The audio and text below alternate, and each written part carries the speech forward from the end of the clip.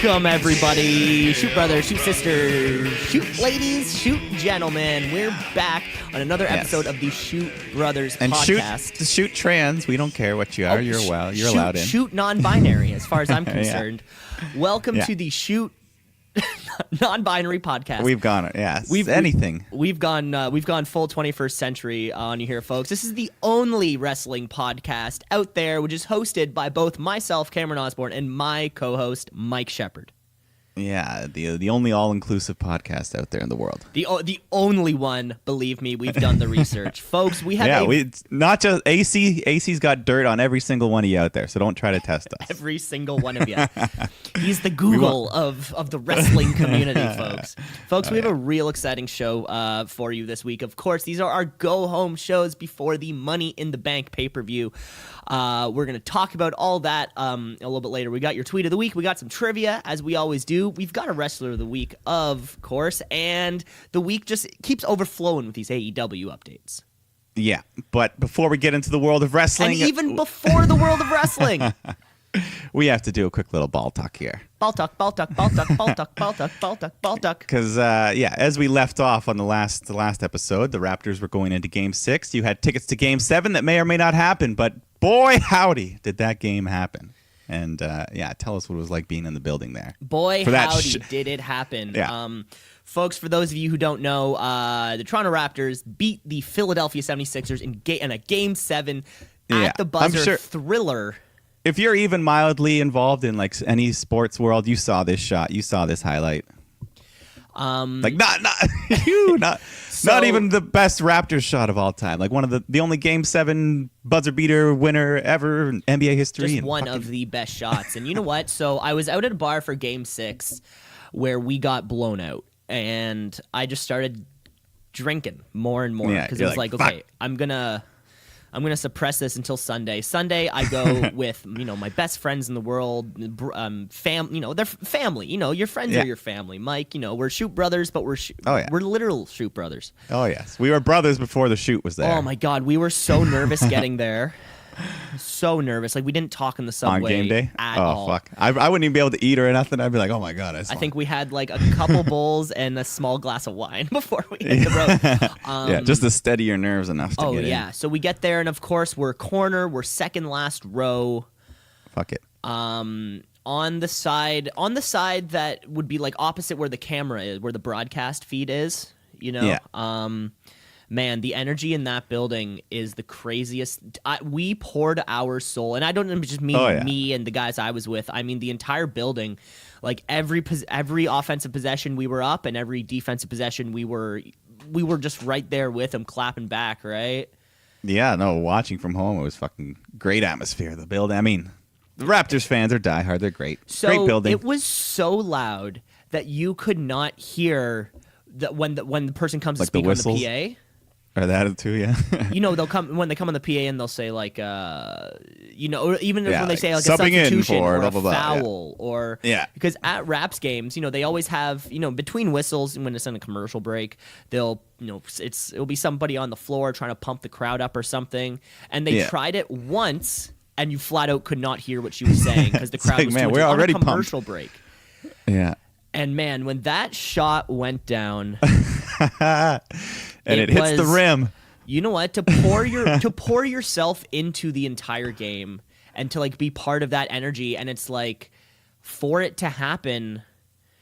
You couldn't script it any better. It was literally a Hollywood movie. You couldn't script it any better, right, man? I mean, it's like it was the Hollywood ending. Like if it was a swish, a perfect shot, it wouldn't have been quite as satisfying as the hanging there. bounce. 4 bounces. I've never screamed so hard in my life, and Matt and I were trying to remember if we were screaming. I think I was just screaming, like I don't even know what I said. And we were all grabbing each other. You're hugging each other. Matt and I are just fucking tears streaming down our faces. It's insane. That's one of the greatest moments in the history of the city, sports that will live on forever. Now you were there, and of course, as soon as that happens, I think you, Mike, amongst like everyone else I told, I'm sure you got flooded because I knew you were at the game. Buzz it off, right? I was like, "Holy fuck, Kawhi Leonard! Holy fuck!" And we didn't leave until Oh my I god! wouldn't Until wanna leave. I after would the just- Kawhi like post game conference, after like the Yeah. post game interview, Yeah. we just had to sit there and just everyone in your chanting MVP, MVP, and just to be there for that shot, which I think is at least I think it's on par with Joe Carter's home run in '93.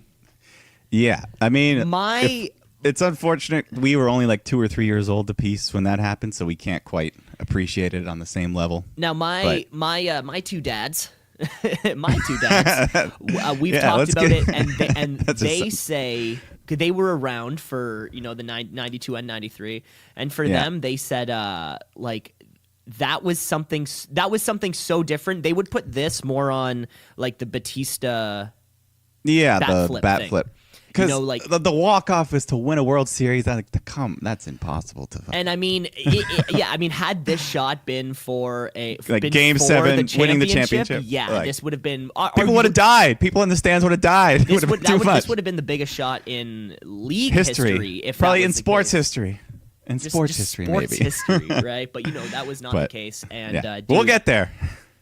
I just I can't put it into words. And it was like I got Yeah. home, watched the highlight for like 2 hours on Oh, YouTube, yeah. and then the next morning was and then that's when Skip Bayless and Shannon Sharp are talking about it. That's when Nick Wright are talking about it, Stephen A. Smith, and then it's like, hey, now I want to see what the industry pros have to say about it.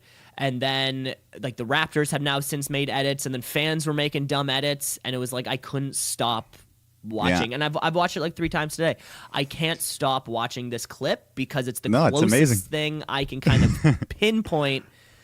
And Matt asked me this question too. He's like, how does our life get better than that? Like, how does a moment, what's the next thing, when they say, and our parents would say that, of course, the day we were born was the best day of their life and yada, yada. But short of childbirth, what else can I expect that will make me feel as good as I did on Sunday night? You know what I'm saying? Yeah. Besides Oh, yeah. Adam Cole coming, like it would have to be something like that. You know what I'm saying? Well, so what if in that very same building in a few months you see Adam Cole win the title? Oh my God! I hope we are in the exact same seats. Yeah, the exact same seats. So yeah. get this though, right? So yesterday, my apartment building, not my unit, 3 floors down and on the other side of the building, like there was a fire and the fire alarm went off and everyone had to evacuate. The whole building, the whole building. yeah, the whole building did. It was Damn. just reeking of smoke. Our floor kind of smells like smoke still. Yeah. And yesterday I'm like super calm and I'm standing outside. You can see just smoke billowing from the windows of this place, right? This woman comes up to me just to ask, blah, blah, blah, blah, blah. How you doing? Which floor are you on? And at one point she says like, do you do yoga or do you meditate or something? And I'm like, no. Why? She's like, because you are so calm right now. Like I was just sort of standing there watching and she's freaking out. And Yeah. she's like, may I ask like what do you do? What do you do to be so calm? And I ask her, I'm like, oh, are you a sports fan? She says no. I'm like, oh, okay. Well, like on Sunday night, I was there, and the Toronto Raptors hit a really important shot, and I'm like It's calmly like they explaining can't. to her, Nothing's bringing me down today. and I'm like, Yeah. yeah, literally. Well, because I look. I was thinking to myself, like, okay, even if I lost everything here in my room, I was still there for when Kawhi hit that shot. Yeah. It was the only sports game I've been to, or only time I've been to like the ACC or the Sky Dome, where. Okay, I missed the first minute and a half of the third quarter because I was using the washroom. Yeah. But that was it. We got our beer at halftime and before the game. It wasn't about getting saucy. It wasn't about getting No, you're just in the game, and Exactly. yeah, you just need something to sip on to keep you occupied, keep you so you don't hydrated. fucking Really, lose your 'cause mind. I was sweating. Yeah. Sweating balls That's out it. here. Yeah, but what a game! What a shot! game! What an The exciting pictures, moment. like the body language, and he's just like full on squatting down, When he's everyone just, just waiting, and then he gets up. Like the man, he's usually very composed, but then the way, even after the game when he was talking about, it, I was like, yeah, this is a moment I've never really experienced, so I allow myself to get excited, and then I get back down to business. Right We're back- ready. right back Game down to 1 business. tonight. Game 1 versus the Bucks tonight. And you know what Let's it do it. was, and we were buying the Game 7 tickets. We bought them in the middle of Game 4, and we were saying to ourselves, we wanted to wait till a conference final because more implications. And we said to ourselves, we had the opportunity to buy Game 7. We will regret it if we're not there. Oh yeah, you would have. The fact that we said that to each other, like, no, we should. We'll regret it. Yeah. And it's insane, man. It would have been like the biggest thing I've ever regretted in my entire life if that happened. What a special moment. And what a special moment. Do you believe in the Drake curse? Because he was not in the building. I don't know. I don't, Obviously, these are all just superficial. But, I don't like the way Drake sits there at Raps games. Yeah, anyways. it's a bit too occupying, like distracting. Like, well, yeah, you put him right beside the bench and on camera. That's what it is. Yeah. Like, Jack Nicklaus. If he wants to be in the skybox, like that's fine. Go up in the skybox. Sit in your chill. skybox. Jack Nicholson sits on, or like you sit where all the other celebrities do in every single other city, which is just on the non-television side. Yeah, the Spike Lee spot, the Jack spot, the fucking whatever. Jack Nicholson spot, like they sit on the side where the television camera is not because they don't give a fuck. They just want to. Yeah, they're there for the game. Billy Crystal has courtside Clippers seats on the other side, and you would never know because you don't fucking see them every day. Yeah, so I say Drake's don't come for the next round. Watch it from home and let us win. For good luck. Let's just see. Exactly. Why not? He doesn't want the whole city hating him. Yeah. Didn't he tweet something? No, he was like wearing Philly gear. Like 76er shorts or something like that. Yeah. So put on some Bucks gear tonight, and let's do it. Put on some Bucks gear for the next 2.5 weeks, and then you're good. You're good. There's your ball talk for the week, folks. Yeah. It was prolonged. We had to address it. That was of course, we had to address it. But we got to get back into the professional wrestling world. Yes, there's something else we must address. Yep. Okay, here we go, Mike. Let's ease our way into it. This is a light stretch before we start hitting our real workout. You know what I'm saying? Yeah. Yeah. But let's get. We have a segment called the Dirt Corner. It's controversial, but our man AC Dirt, he hasn't let us astray. That's a good point. Pretty much after last week is when it all came out. I don't want to take credit or give AC too much credit, but he was sitting on this story for a while. I remember he was alluding to it for a while, but then last week he finally let it all out, and then that's when the punishment came down.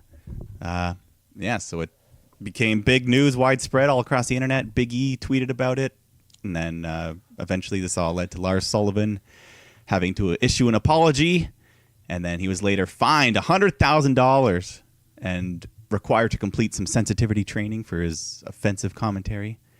And they're gonna have meetings with him and all this sort of stuff. So there's the punishment. They're not gonna take him off TV though. Yeah, he was on Smackdown this week. Gotta keep him on TV.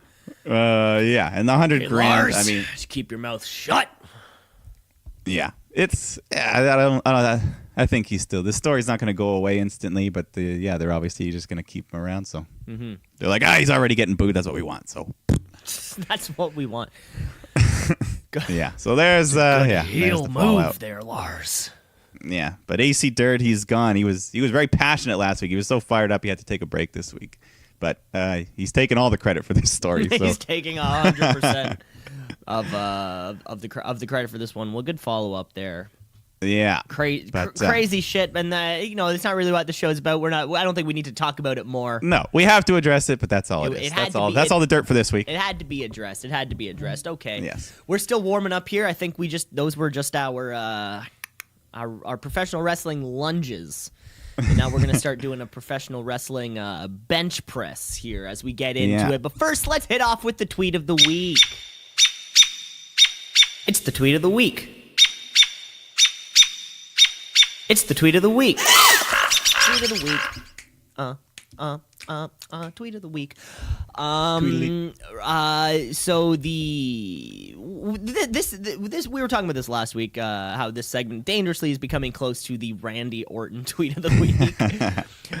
We are going to take a sidestep though, from Randy Orton to another member of his family, Bray Wyatt, this week. Out there tweeted, "Dear at Seth Rollins and at Roman Reigns, I just wanted to let you know that I'm super sorry for all the atrocities I've committed against you guys over the years. If you ever need a third for a Shield reunion, we are totally down. Best friends?" And then a follow-up tweet, he wrote, "P.S. I miss you too, at John Moxley." You're being worked, Mike. You're being worked. The work meter. It's spinning left, right, and center like a compass when you're like in a movie when like it starts going all over the place because they're close to aliens or something, you know, like that. Or Stranger Things when 11 starts fucking with it. Exactly. Like there's paranormal shit going on here. So what's your end game then? He comes back as John Moxley, and we're like, hey, that's not Dean Ambrose, that's John Moxley. He's wearing jeans, he's wearing a tank top, but he's not Ambrose. It's not Ambrose though. What's the end game here? Yeah, he comes back as Moxley. He's going to work at the Indies though. We know that much right now.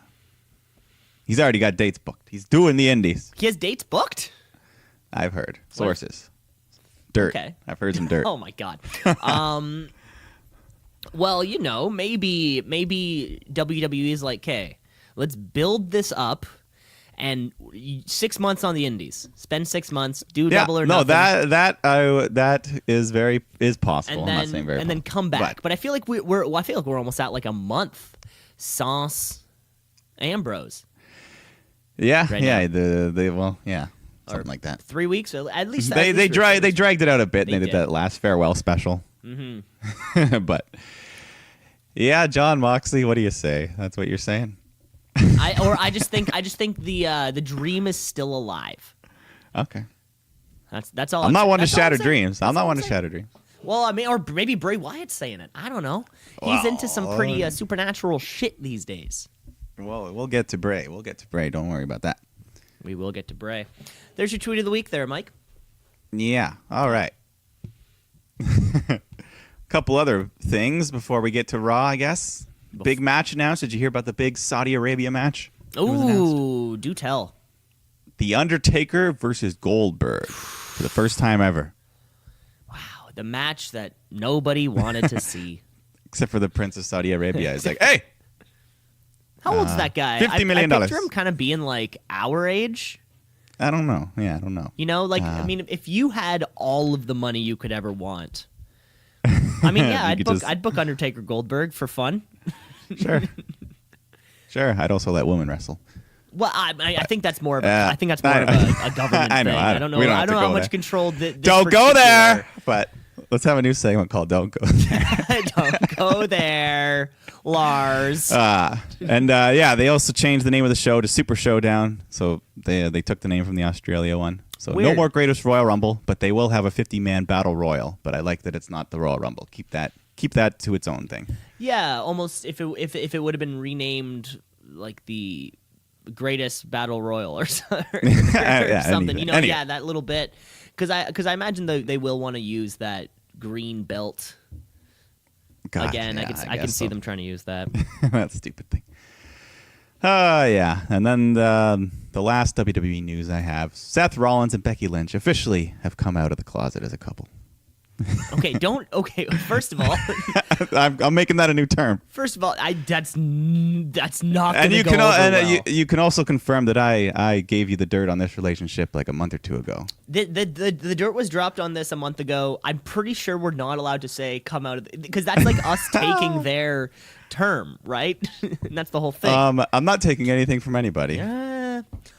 I'm not classifying Seth as a male or female or anything. That's true. This is the gender binary wrestling podcast. Yeah. Anyways, just wanted to get that out there. Cute couple. I'm happy for them. That's cute. A couple champs, a couple men. Yeah. See, this is good dirt. That's nice. We can be happy for them. There can be. Hey, I'm not in charge of. I have nothing to do. There could be good dirt all the time. You know, we never talk about. Rusev's new puppy. Did he get a new pup? Yeah, he got a little puppy that he brought. What is it is it like a French bulldog? No, it's one of those tiny yippy things that I don't like. I picture it's probably Lana's. Lana's like, I want a little dog. I want a little dog. Well, I don't think she has. I don't think she has the accent. No, she anymore. dropped it. Yeah, so I like her better with it. We're allowed to move on. Yeah. All right. Is it time to get to Raw? We have quick AEW news. Hey, W. Hey, yes, we quick do, AEW news, folks. Yeah. You know what's a good watch? Which you need to start going to? It's called the Road to Double or Nothing. It's on Cody Rhodes. I've seen some episodes. I've seen some episodes, and I do see some episodes of Being Elite here and there. I don't know, just kind of when they pop up sometimes. I just watch them. they have really different tones, which is super cool. Yeah. Cody's show is more of like it's a well edited, produced, it's a slightly more scripted sort of thing going on where he's trying to like push plots forward. But yeah, Being the Elite's very much like still always funny. Yeah, and silly and stuff like that. Yeah. Like one of them, I saw one recently when they went to like a Walmart and Cody bought a Stardust action figure or something. He's like, "Oh, I've been looking for this." Yeah, it's funny stuff like that. Yeah. So anyways, those shows are still going on, but the big news that we've all been patiently waiting for is AEW's television deal, when it will happen, where it will be, and after a few weeks of guessing and thinking of where it could go, it was announced actually just earlier today that TNT will begin airing weekly matches of AEW later this year. Yeah, so that's pretty sweet. That's a big network. So, yeah, now good to know. Now we'll have something else to cover weekly. Now we have something else to cover weekly. This is great. Everyone, I mean, TNT was the first thought, obviously, where WCW came from. Yeah, Turner Network. That was what is the third T? Turner Network Television or something? Yeah, somewhere down there in hot Atlanta. Yeah, Atlanta, the Braves. So that's super cool news. There will be a weekly show, and of course, Double or Nothing is in 2 weekends, and that will also be on pay-per-view and Bleacher Report Live, which is kind of cool. If you follow Bleacher Report for any of your sports news, I don't have their live subscription, but I think like live sports subscriptions are pretty cool. Yeah, if you want to support and get some stuff, sure, go ahead. And that's what it is, right? No, that's what it is. Without cable, like I would pay $10 just to have TSN. Yeah. Just to have everything that I can watch, or something like The Score or something, like where I can see the sports ticker. I see local games, and that's it. Yeah. You don't need to watch some random Utah versus Portland game. You just want all your Toronto games and all your whatever. Yeah, exactly. Yeah, exactly. Just kind of like give me one channel. I'll pay $10 for it. That's okay. But really, I want like sports highlights, and then that's the way the future live seems games, to be trending. And there needs to be. Yeah, there needs to just be. I mean, there kind of are in some ways. You can sign up for certain packages, but nah. Hulu has live sports. That's another thing. But doesn't Canada like fuck everything up? Canada's got a stupid plan. Like Rogers and Bell kind of fuck a lot of shit up with their monopolies. Right. It's a whole like licensing thing, right? Like you saw how like just getting the WWE network in Canada is kind of stupid. You have to go through a cable company. Just like the WWE network, yeah. Yeah, I mean, yeah. So it's dumb, but fuck it. Fuck it. Let's get on to Monday Night Raw. Let's get on to Monday Night Raw. Yeah, our biggest intro of all time there, I think. But Monday Night Raw. Big week. Monday Night Raw. Ba-dum-ba-dum from London, England. Monday Night Raw coming at you live from somewhere British. Of course. Yeah, get your flags out. So on these shows, there's kind of like a 6-hour tape delay or something, right? Probably. Yeah, it's always taped earlier in the day, so if you should so choose, you can go and spoil it. But right, but it's not like a week ago or like it's sort of like earlier that day, and then they come out. Yeah, which is kind of cool. Yeah. Which is kind of cool. Again, these are our go-home shows, folks. We have a go-home episode of Raw, SmackDown before this week's Money in the Bank pay-per-view. There's a wild card rule, which is still, we think, in effect. I don't know. Yeah, apparently. There's, is it still the Superstar Shakeup? We don't even know. No, it's at the point now where when someone comes out, I'm like, I'm starting to forget who's on what show because the last couple of weeks have been so ridiculous. Yeah, Apollo Crews will come out. I'm like, wait, is he actually on the show or is this a shakeup or is this... Yeah. Apollo Crews will come out a bit later, and I asked myself, what's even going on right now? It doesn't even matter. What does matter is we're live in London, and we're kicking off with an episode, a very special episode of Miz TV featuring Roman Reigns. Yeah, he's they're buddies now apparently because now that Miz is more of a babyface, Roman can dig it. So yeah. He can dig it. But the crowd, this London crowd, they're a little mixed though. They were kind of mixed for Roman. They started singing for "Walk with Elias," but yeah, Romo. I noticed that too. Yeah, they're always a little rowdy there, the rowdy UK crowd. Mm-hmm. But Roman cuts a little promo on Elias. He's like, yeah, you need a wedding singer we can walk with Elias, but he hasn't done anything in WWE. No championships. So Miz is like, yeah, Roman, me and you should get together and make a buddy movie. And then Roman's like, man, why'd you guys say that? Things were going so well. Now you sound like the old Miz. I want the new Miz, the one who stands up to authority, chases Shane around with a chair. So, yeah, that's why Roman likes him now, because he's a good guy. So Miz is like, yeah, you know what? After 13 years, finally started to earn some respect. But then exactly it. That's exactly it. Shane O'Mac comes out to interrupt the proceedings at one point. Yeah, he says, Miz TV's over. And then Elias and Lashley come out, and they attack the Miz and Roman. And you know what that means? Tag match. Yeah, So. at least, I mean, there's two options, right? Either you get that match right then, or you hear about it, and then hopefully you don't have to sit for another 2.5 hours to wait for that match just to happen at the very end. But we're getting it right now. Why? Because I guess there's a pay-per-view on the weekend. What happens? There's a couple spears, there's a couple yes kicks or Miz kicks, and then there's a DQ.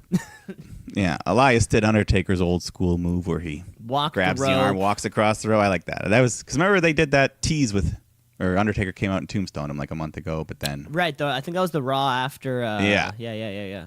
I thought that was leading to Saudi Arabia, but now the Goldberg's in the picture. But then I thought that this might have been a small tease to let you know, like, hey, haven't forgot about you, Undertaker. Mm-hmm. So there you go. But yeah, there was a DQ afterwards. All the heels beat up Miz, and then Roman comes in and he does like this huge suicide dive over the top rope. Looked pretty great. Mm-hmm. Another old Undertaker spot. Undertaker used to do that. And then, yeah, Miz grabs a chair. Him and Roman stand tall, fend off the heels. There you go. Yeah, there you go. This was fine, but it just went on too long. A lot of stuff's going on too long these days. I felt that this week also. Yeah, Smackdown. Smackdown's always an easier watch than Raw. Raw just drags a bit. That's for sure.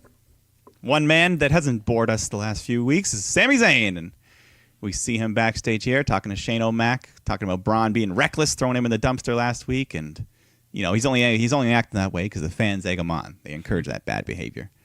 And then Braun shows up. He's been called to the principal's office. So Sammy says, Shane, you got to make things right by taking Braun out of the Money in the Bank match and giving it to me. And Shane's like, I can't just give it away. So Sammy says, all right, I'll fight him for it. And a Falls Counts Anywhere match. So there you go. Sammy's got something up his sleeve. I don't know, but winner goes on to Money in the Bank. Maybe. I'll tell you one thing. I would much rather see Sami Zayn in a ladder match. As soon as they book this match, I'm like, yes, let's go, Sammy. Can Braun climb the ladder without the ladder actually just kind of crumbling? Well, he did it last year, I guess, right? Did or did he? I forget. He won, right? Oh shit! I think they might have had like two ladders side by side or something. He had to climb up both simultaneously just to make it work. Okay, good luck, Sami Zayn. We'll see you maybe in the main event. Yeah. Oh yeah. Maybe. Yeah. What do we have coming up next? We got the debut of the new Mojo Rawley versus the maybe shake-up Apollo Crews. I don't know. Yeah, who knows? No, I think he was on wild carded. We should. We really need to keep track of this. Anyway. Mojo, he had that blue face paint, the mirror breaking symbolic thing, but yeah, Apollo goes for a flip. He tweaks his knee, so Mojo targets the knee, beats him up, gets the quick pin. Yeah, there you go. Mojo's. I don't know. I don't see this. He's probably gonna disappear again for another month. Yeah. What's next? Who knows? Yeah. Who knows? It always seems weird to repackage a guy like that and then. Yeah. I don't know. But up next, we had Alexa Bliss hanging out backstage on the phone. She's talking. They've lost her luggage again. Her gear's gone. God damn it. And then, Nikki Cross shows up, and she gets a nice pop from the UK crowd. Mm-hmm. And they start talking, and Bliss is like, "Oh, thanks, Nikki. You're being so nice." And Nikki's like, "I've been here for 4 weeks, and no one's even noticed." And then Bliss like, "No, it's just been so crazy with the shakeup." Like Bliss was trying to be all nice here, but then when she went to leave, Nikki's like, "No, talk to me." It started feeling like a softcore lesbian porn for a second there. It was a little weird. But long story short, before we get to this weird porno angle, yes, Nikki Cross, in fact, will be taking Alexa Bliss's place. Not in the Money in the Bank match though, just in the match tonight. In the Fatal 4-Way match. Tonight. But afterwards, Alexa did like a little evil smirk, so it's a trap. But yeah, so there you go. Then we had Michael Cole hanging out in the middle of the ring for the big double contract signing for both women's championships. Wow. Yeah, I don't know if we've ever had a double contract signing. So Lacey Evans, the classy Southern Belle, comes out first. Did they change that on us? No, I think I just said that. No. I do remember noticing that. Yeah. They said classy instead of sassy. One of my favorite parts was when she came out, she gave her hand to a little kid to kiss, and then she pulled it out, the old psych at the last second. The old psych. The kid totally, he went in, he was so excited to kiss that. I would have just went real quick before she even had time. I was like, I know your trick. We know what you would have. We know what That's you not assault, we know what right? you She has would a have glove. done. I do. Weirdo. Well, anyways. Yeah, then Charlotte Flair comes out. And then the man, Becky Two Belts, comes out. The crowd loves Becky, chanting, singing. Becky doesn't care what kind of beating she has to take. She cuts a promo on Lacey and Charlotte. She knows how hard it's going to be for them. Yeah. Then Lacey compliments Charlotte for showing up dressed appropriately. And unlike Becky, who's dressed like a barn fight. Yeah. And then they just go back and forth at Money in the Bank. Becky just says, I'm going to beat you both. You can't afford to lose. Charlotte drones on, blah, blah, blah. And then eventually Lacey cuts her final promo, being a legitimate lady, setting a proper example as champion. All the young women in the crowd have been led astray by Becky's classless, nasty behavior. So she must restore the championship. Mike, I think you phrased it best at one point where you just said something like a few sentences ago where you said, and blah, blah, blah. So I think we saw Lacey Evans took on some like local jobber, I think last week. I think we saw Becky Lynch in a oddly long match with Alicia Fox like 3 weeks prior. I'm trying to remember the last time we saw Charlotte Flair. My question is, what did this segment do for you, just you, that the last kind of like almost every single week since the Raw and SmackDown after Mania didn't already do? Like, what was this for you? Charlotte did nothing for me, but Lacey made me happy. So well, okay. She was great. Because I think like it was Lacey's that Raw promo. after Mania, Lacey Evans came down again with a mic, and then she just was now like officially in the ring. I think we've still only seen her in that one jobber match. Yeah, so she's only we've had fought 4 once. weeks of just build up, and I think there was a couple times they interacted. Yeah. So what did this do for you? Well, Lacey made a penis joke. She was talking about Becky says, you pretend to swing something around you don't have. I'm like, she means the penis. She means the penis. Wiener. She means the penis. Say it again. She means the penis. Sorry. But no, I don't know. I love Lacey. Everything about her. Her promo, her character. She's like one of the few characters right now that's actually a character that's believable, and I love her. But Charlotte, I'm sick of Charlotte. You dope. You plastic face dope. But eventually, all the shit happens. They brawl. Lacey and Charlotte give Becky a double power bomb through the table, and then the crowd chanted Charlotte no belts, which was pretty funny. But there you have it. I mean, it's a typical contract signing. Someone always has to get fucked up. That table has to get broken. Yeah, I mean, someone was going through the table, and usually it's not Charlotte or Becky, because I think they've botched those two of those spots in the past. But this time they had the strength of 2 women. In the past few matches, I'm really excited for this women's division to maybe kick off in a different direction right now. Because I'm just sick of Charlotte. Yeah, I feel like, and this contract like the signing, Becky and Lacey is fresh at least. At least it's a fresh matchup. At least Lacey's fresh. I'll give you that. I feel like this contract signing just should have happened 4 weeks ago or like 3 weeks ago. I just feel like there's been too much time now. And then I'm like, I almost forget that there's a rivalry because I'm not seeing them actually go at it. I'm not seeing them take on all comers, Yeah, I don't know why Charlotte needs to be on Raw. If she's on the Smackdown, needs to be for. I don't know. Fuck it. Yeah, exactly. I mean, we have this going back and forth, right? But I guess has Becky she hasn't defended yet, right? So she's not a fighting champion as of right now.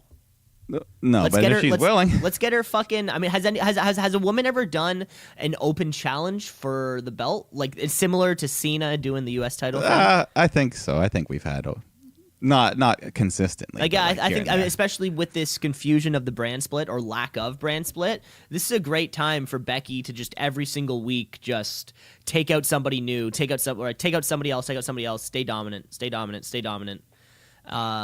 So hopefully after Sunday night we will see some more of that. Yeah, well, I just don't want it to be all. I mean, and I feel like the leading up to WrestleMania 2, the 3 women involved there, it was all talk, and now we're post Mania, and it's been all talk. I just want to start seeing some some aggression, you know. Let's get these women involved. Well, they gave us the physicality in the middle, and now that we're a week or two away from the match, they want to make you want it more. I think, you know, they had the brawl, they had the pull apart, and now we have the table spot. Now we have the table spot. Let's see where that goes. Next up, is this the Ricochet Baron Corbin match coming up next? Yeah, unfortunately. So Ricochet's already getting buried. That's what's happening. Yeah, Baron Corbin wins the match. In the last month, he's lost clean twice to the likes of Corbin and Rude, who are, you know, Ricochet shouldn't be losing this match. Isn't it funny that, like, you as they're building you up, you'll go undefeated. Yeah. And then as soon as you're on that weekly show, you lose. You know, but it was like Ricochet was doing double, and Aleister Black, they were doing double duty for at least a month and a half, maybe even 2 before Mania. And now as soon as that's hit, Ricochet just starts losing. Yeah, and wild. Black It's just doesn't wrestle. He's just doing promos now. It's weird, eh? Yeah, I don't know. I don't agree with this booking here, but after the match, they do the stupid thing where Corbin climbs the ladder for no reason, and then so Ricochet's like, okay, and then he tips the ladder. Tips him over for some reason. Yeah. Like, why do they do it? Like, it means nothing going for the briefcase when it's not in the match. So I don't know. But yeah, there you go. Too bad, Ricochet. On Sunday, we're gonna see some fun from him, though. Hopefully, is Baron Corbin in the match? Because then that answer will be no. So, so I guess we'll have to see. Yeah. But right after this, we got that fatal 4-way women's match: Naomi versus Dana Brooke versus Natalya versus Nikki Cross. So great to see Nikki getting some action here, and even have a bit of storyline there. This is great. Yeah, decent match actually too. Eventually, they get the ladder out, and Dana Brooke fucking goes up and pulls a pretty good looking splash off the top onto the 3 women there. That was nice. I respect. Apparently, she's one of the hardest working. Like, you know, she's not the best, but she's like training. She busts her ass. She's at the performance center all the time. So good for her. She's trying. And I bet Dana Brooke is the type of, like, she's there on all the live shows. Yeah, I bet, she right? just You know, like, to give the rest of the kind of like the main roster like a little bit of rest or something. Yeah. You know, she puts in the work. Yeah. But yeah, Nikki Cross ends up getting a win here after hitting Natty with her little hanging neck breaker off the ropes thing. Good match though. Good match overall. Happy to see Nikki win. It was great to see everyone get a moment to shine. Yeah. And then after the match, Bliss and Nikki Cross set up the ladder together, and Alexa climbs and grabs the briefcase. So we're like, oh, yeah, okay. So who knows? Nikki was helping her. Oh, maybe an easily manipulated, crazy person. Yeah, I think it's all gonna turn on Alexa though. She'll be the one that was getting played in the end. We're gonna see. Yeah, I think it'll all come to head at Money in the Bank. I'm hoping Nikki can find her way into that match somehow. That'd be fun. Because the roster's not so stacked for the women's match. Yeah, you never know. Anyway. I guess. I mean, there could always, and that's the thing that you forget about WWE sometimes is that there's always the option they will announce something on Twitter, and you won't hear about it until the day it happens, and Corey Graves yells it to you. I've also heard some whispers. Of course there are whispers, Mike. Of course. There's always fucking whispers. Alexa may be pulled from this match. May be worried about her injury again, so may or may not.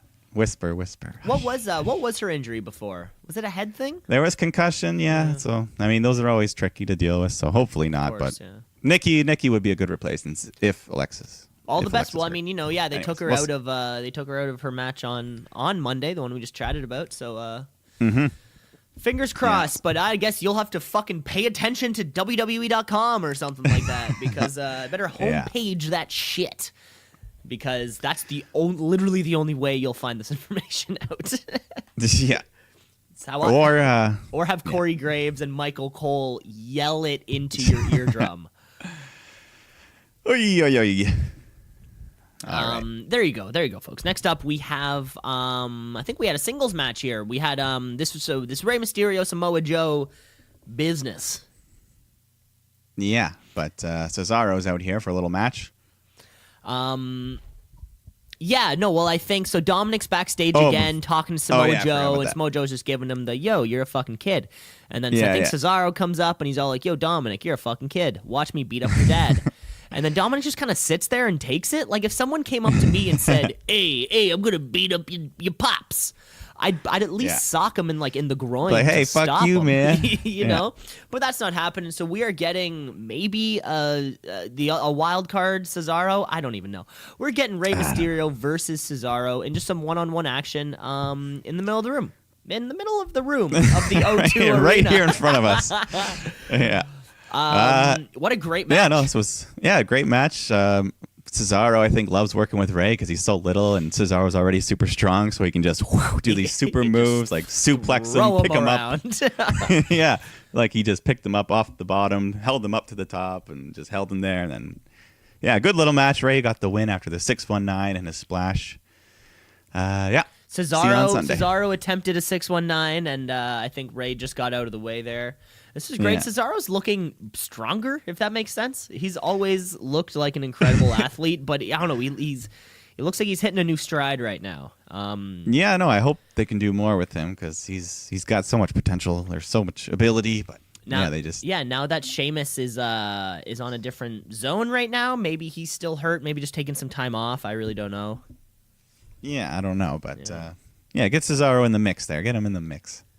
U.S. title or something. Yeah, get him in the mix. Keep him out of the tag. Keep him out of the tag team division. Cesaro seems like the perfect kind of dude where you can throw him into any match and nothing will be lost by that.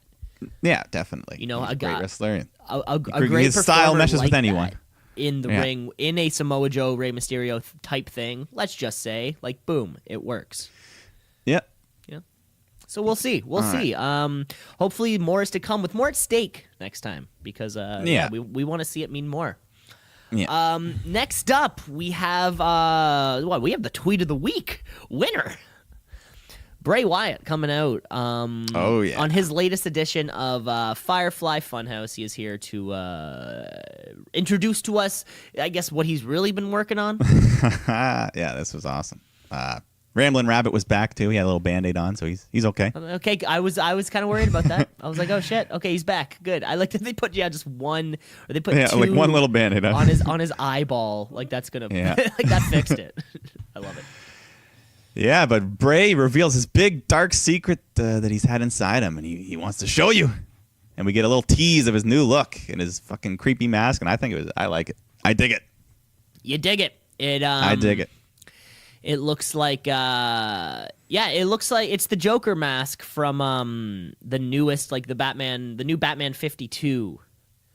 Yeah, it looks it's got a very similar vibe. Thing in that comic, like Joker but knifes his skin off and then puts it on a little rubber band. Yeah, no, but the mask, it doesn't look like it's crafted enough where it doesn't look like cheesy. It looks good. Mm-hmm. I like it.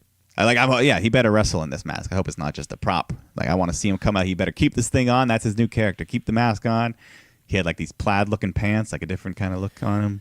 You know, and we said this a few weeks ago that these the WWE definitely has maybe one or two more of these ready to go for us.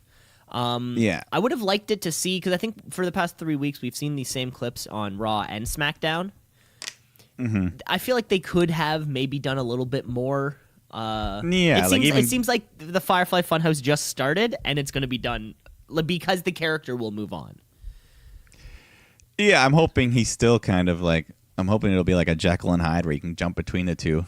Yeah, that would be cool. Or it would have been fun to see maybe a couple of these vignettes which were nothing evil at all, and just the total Mr. Rogers side of it.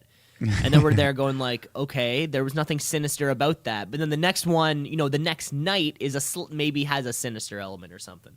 This is a lot. This is a lot of fun, though. Yeah, this and the crowd reaction was huge. Like once he revealed the face and the mask, they seemed to pop big. Like they were like, "Woo!" They loved it. And this will be, I think, Bray Wyatt's kind of most important run. Yeah. I mean, and the run with Finn Balor got cut short. I mean, of course, his work with the Wyatt family and with like Luke Harper and Braun, like that was it, right? I mean, he's kind of got another great opportunity here, and hopefully in ring he will impress the fuck out of us. Yeah, no, I mean, this is a good character reinvention he's needed, and so far people are playing along. So yeah, let's keep going. Let's see where it goes. Let's keep this going. Yeah, why not? Next up, we have our main event. Yeah, main event time. Main event time. We have a Falls Count Anywhere match: Braun Strowman versus Sami Zayn. Yeah, for the Money in the Bank ladder match spot.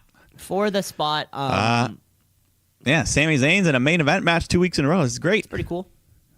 Yeah. Braun, he beats Sami around for a while. They fight into the crowd. They go up the stairs, into the back. Concession area, you know. Yeah. Yeah, and then that's when Baron Corbin shows up and he starts attacking Strowman to help Sami. So they put Strowman through a table, but Braun keeps kicking out. So they fight back through the crowd and they go backstage. And then eventually Drew McIntyre shows up to help as well and starts beating up Braun, but he's still kicking out. Wow. So eventually they keeps kicking out. This monster. They fight all over the place. They get back onto the stage. Braun starts burying Sami under some ladders. But then Corbin and Drew show up together, and they attack Braun. They suplex him through a ladder. Drew hits a Claymore, and then they drag Sami on top of Braun, and they all just kind of dogpile on him to help him get the 3 count. So, yes. 1, 2, 3. Sami Zayn is in the Money in the Bank ladder match. Much better choice for the match, and I'd love to see him win the whole damn thing. I mean, yeah, it's tough. Is there an injury concern with Mr. Strowman? There's a little dirt, I'm saying maybe. God.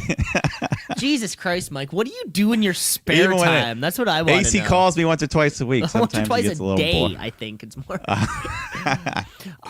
Sami Zayn, I think, yeah, much more. He's in the match. More of an exciting performer for me, certainly. I think he was ladder match a few years back. Him and KO had a few good back and forths, and yeah, I remember KO took like a wicked fucking I think he might have took a blue thunder bomb out of the ladder or something. I think that's what it was. Yeah, I feel like I can see it in my head. You know, and it was like on the side of the ladder too, not even like the.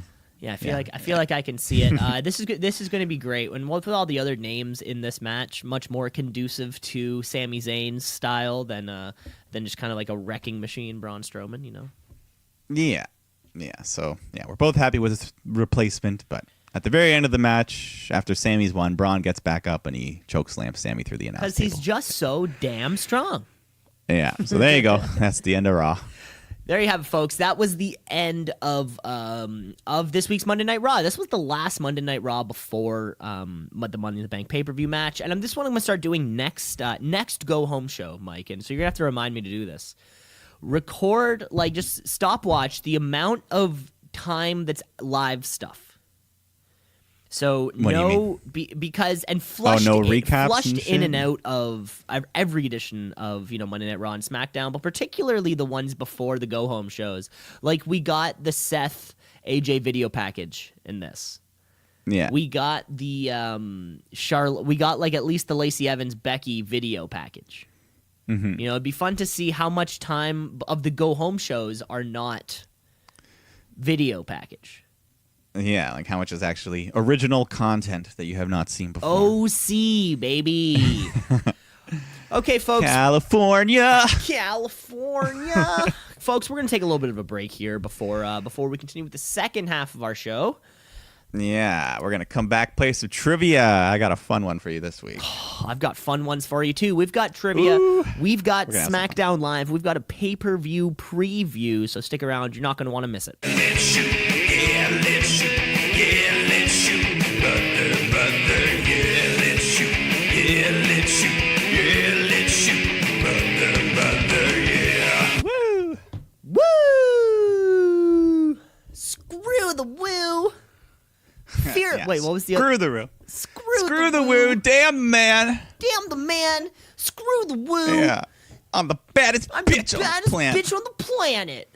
I don't give a damn Yeah. about your reputation. Hey, Roddy. Hey, Roddy. Fuck you. Screw the will. Doing promos, guys. Screw the woo. That's not Screw a the bad. woo, That's though. not I a agree. Screw the bad. Can we write that down in terms of impressions that I could do later on the show? woo. A Ronda Ronda Rousey. Yeah. Rousey impression. One day, one of these days, we're gonna. One of these days, do- we're gonna have all of these people on the show.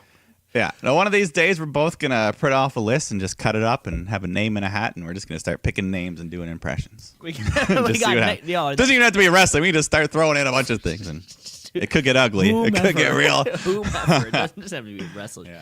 It's, What a wonderful world. yeah, I think I could do. If we ever have Ronda Rousey on the show, and then I'm like, "Oh, Ronda, it's so nice to see you." She's like, "Thanks for being here. I'm sure she would love it. I'm really excited." Yeah. Welcome back to the show, here, folks. All right. Oh my God, Money in the Bank. Folks, it's Money in the Bank Money, here. money. Money in the Bank here this weekend. They always play that stupid song. And I have a feeling that some of our trivia will reflect such a time. Not mine. I got mine out of the way last week. Oh yeah, well I got purposely- mine swear to going you. on this week, folks. It is Yeah. time for another installment of trivia. Trivia. Woo. Trivia. Yeah. So here's how I think we should. I think this week you should do all yours and I should do all mine because mine's like it's got special rules. It's a special game. No, It's got a rhythm to it. game. It's got a Jesus rhythm to it. Christ. Yeah. I'm excited for this one. So yeah. Am I gonna feel like my trivia just pales in comparison to yours? Like now, I don't know. You might. I mean, you might mine's just be- standard. you- Mine's just You'll standard. probably love my idea. You'll probably like, oh, Mike, you're so awesome. You're so cool, dude. No. But Mike, yeah. you're the coolest. Okay, yeah, okay, you're right. Okay, I'll get mine, but I'll get both of mine out of the way. Mine is more of a standard trivia-esque format, pertinent to Money in the Bank. So, Mike, here we go. Okay, so All right. my question for you is, first one, I'm going to give you 4 options for. Actually, both of these, I'm going to give you 4 options for. Okay. 4x4. So my first question is, Mike, which Money in the Bank pay-per-view had the most amount of pay-per-view buys? Oh. Of course, pay-per-view is something you can buy. So I'm going to give you the year and the main event of the night. I don't need to know how many it is. Yeah. You just guess which one you think it probably Yeah. was. Okay. I'm just gonna guess 2011 off the bat with CM Punk John Cena. If that's one of the options, if it's not, I lose. That was not even one of the options. Okay, then okay, forget I said that. I forget you said that, so don't worry. Okay, so first off, I tried to be a smart ass and I just looked like a dumbass. no. He's no. Yeah. No. That's right. Okay, sorry. Nope. Sorry, Regis. Nope. Nobody's a dumbass. Don't worry. Okay, so first we have in 2013 a main event of Randy Orton taking on Christian, CM Punk, Daniel Bryan, Rob Van Dam, and Sheamus in a Money in the Bank ladder match. In 2012, our main event was Cena versus Big Show, Jericho, Kane, and Miz for the in the Money in the Bank ladder match. In 2015, our main event was Seth and Dean in a ladder match for the WWE Championship. And in 2010, our main event was Sheamus and John Cena in a cage match. I'm thinking it's one of the earlier ones because the network came out and that lowers pay-per-view buy. So I'm going to go with the last one, 2010. 2010 Sheamus and Cena cage match is the incorrect answer. That pay-per-view had a total of 169,000 buys. However, the most bought Money in the Bank pay-per-view was in 2013 when Randy beat Christian, CM Punk, Daniel Bryan, Rob Van Dam, and Sheamus for the briefcase with a total of 199,000 buys. Not bad. Not bad. That 2015 is when it was when they became WWE .com or network exclusive. Yeah. So, All right. So, All right. So there you That's go. fair. There you go. There you go. So, There's yeah. a fun little one. Second off, Mike, my second Money in the Bank trivia for you is it does not have to do with the pay-per-view, but the match itself. So match cash-ins. So Okay. between both the men and the women, there have been a total of 21 cash-ins. My question Yes. for you, Mike, is how many of them have not been on a pay-per-view? Huh, that's You're a up. good one. Do you want me to give you options, or you just want to pick? Just kind of want to guess in your head. I think I might be able to guess. Yeah, sure. Just ring it out. Give it a shot. All right, let me go. So, okay, not Edge, not RVD. So Ziggler was on Raw. CM Punk was on Raw. Swagger SmackDown. Edge SmackDown. So wait, is it cashing in or cashing in and winning, or just cashing in? Cash-ins. Okay, Cena was on Raw as well. That's another one. Sandow on Raw. It's Corbin. Miz. Up to 8. I know there's a couple more, I think.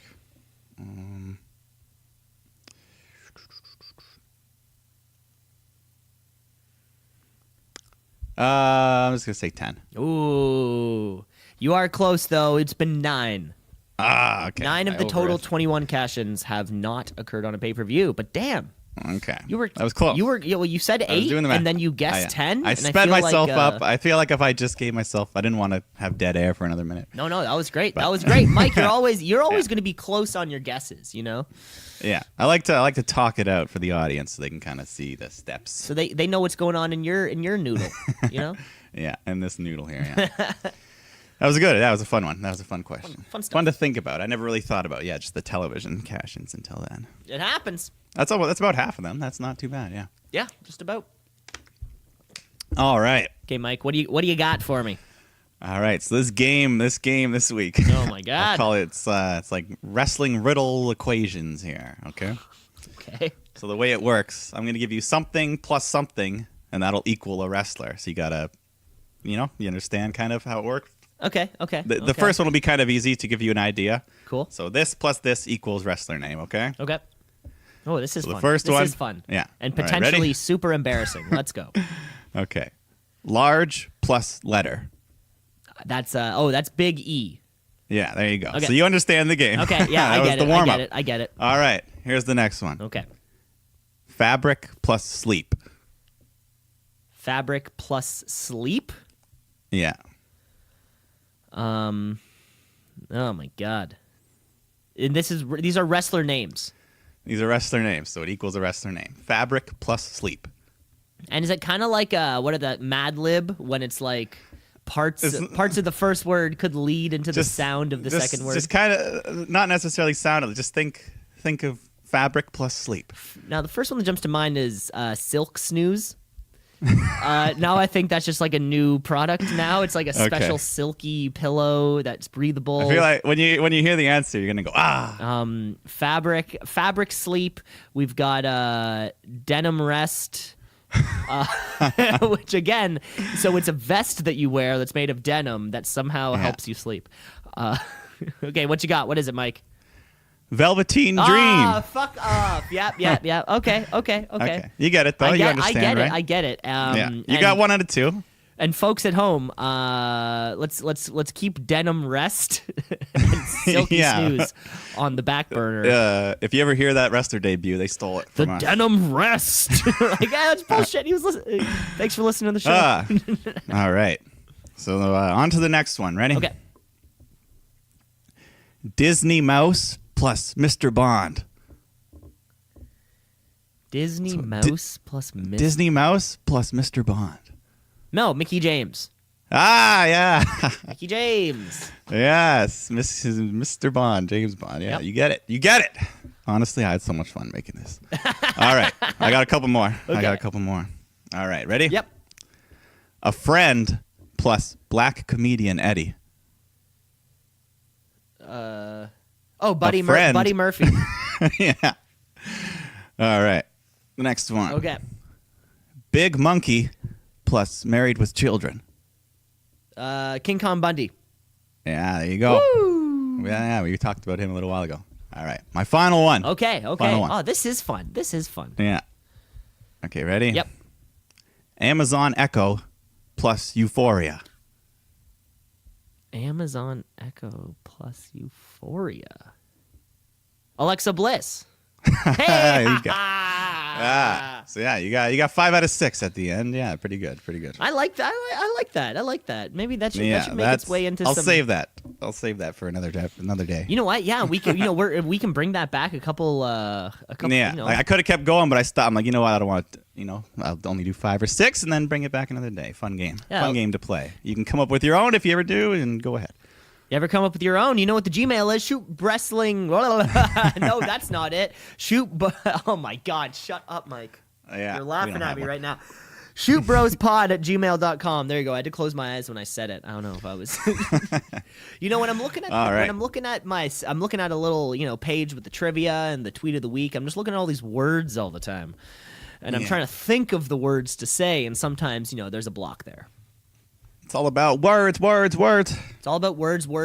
Speaking of words. Of course, the famous quote by none other than William Shakespeare. We are returning to William Shakespeare's native land. That's right. I'm always bringing it back because this week, Smackdown Live is live from somewhere in England. Maybe in Stratford-upon-Avon. I don't know. I don't have Corey Graves yelling in my ear right now telling me where we are, so I don't know this information. But the USA Network sure the hell does, because we're at the O2 Arena, of course, Smackdown Live. One of my favorite shows, I guess I can probably say, on TV, The only show that I watch that's like on television. Like traditional television. Yeah, it's consistently usually more watchable than Raw too, so no, I think easier to get through. New slogan is just Smackdown Live. It's consistently watchable. Yeah. There's your new slogan. Of course, Roman, the big dog Reigns, kicks off an oddly mixed Smackdown when it opened. I don't know if you noticed, I could only hear crowd and not hear the actual music. The audio levels were off, so I'm sure somebody got fired. Roman Reigns makes his way down to the ring. Yeah, and then he brings out his new best friend, The Miz. New best bud. So now the wild card, bitches. Yeah. Of course, Miz comes in. He cuts a promo about a steel cage match with Shane on Sunday night. You took down my dad, all that kind of stuff. But on schedule, McMahon and none other than SmackDown's biggest acquisition ever, Elias, interrupts the proceedings. Yeah, Shane, he's here to invoke his privilege to ban Miz from ringside at the building tonight. So he's gone, and then Elias cuts a little promo. What does Steph think about all this? This is her show, I guess. Is she cool with? No, they gave that up. Oh, a few months ago, back when Paige was still GM, they were remember, yeah, you don't work, you don't do this anymore. We're just all gonna run the shows.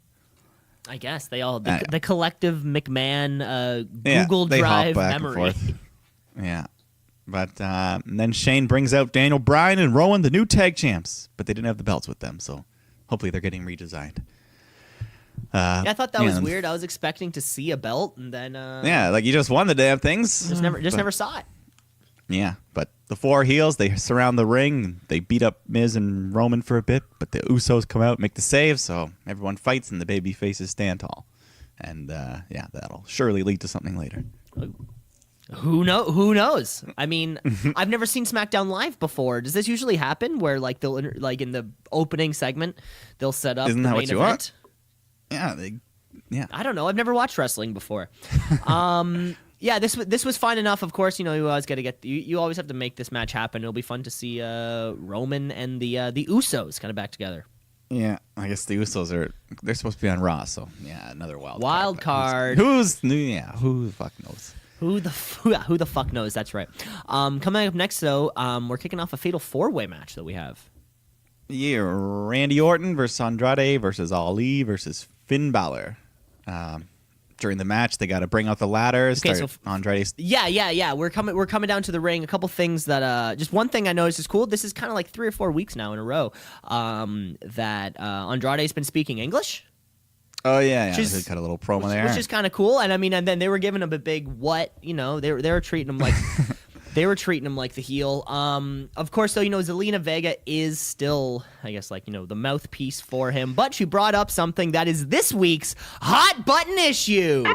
Oh. This week's Hot Button Issue, folks. Welcome to this new segment. This is what the segment is. Folks, I watch my Monday Night Raw and Smackdown Live the morning afterwards, right? You know, I sit there, I have my oatmeal, my coffee, it's sunny. It's a very lovely time, but sometimes my mind will wander. Right? Sometimes I'll be consumed by the product, but I'll hear something and my short attention span will bring me somewhere else, right? Zelina Vega said, everyone's so concerned with spoilers these days. Game of Thrones, Avengers Endgame. So, can we kind of... we need to establish spoiler rules. Okay, Mike. So this is where I stand on spoilers.